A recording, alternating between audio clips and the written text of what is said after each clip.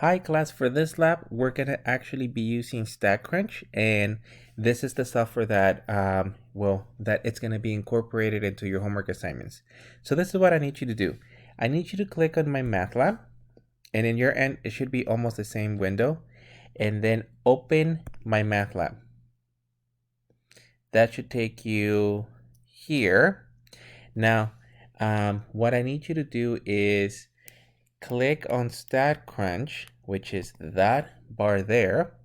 If that bar is not available, it may take a couple of hours when you created the actual trial or your membership. So if you don't see it within a couple of hours, email me so we can contact the publisher, but it should appear at some point there. Now, all I need you to do is open up any data set. So open up a data set from the textbook.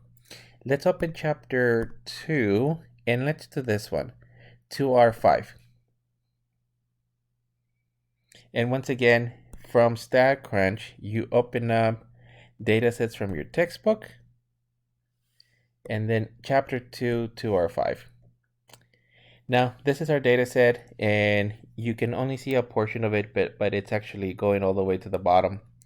And in order to find the 5-number summary and most of the calculations that we will be needing, you have to run the following command. So you have to press stats, summary stats, and then since your data set appears in a column, and in this case it appears in a column named family size, you're just going to say enter, but you have to activate the name of the column. In this case, family size. All you need to do is evaluate. It's actually called compute. Let me pull this down so you actually see it.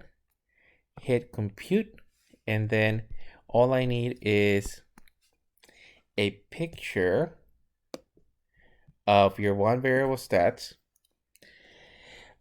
next to the data set. As you can see, here's your 5-number summary. You have the min, the max, Q1, Q3. The the median is basically Q2.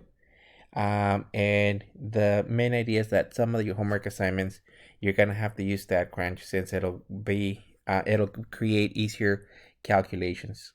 So just take a picture of that and submit for the assignment.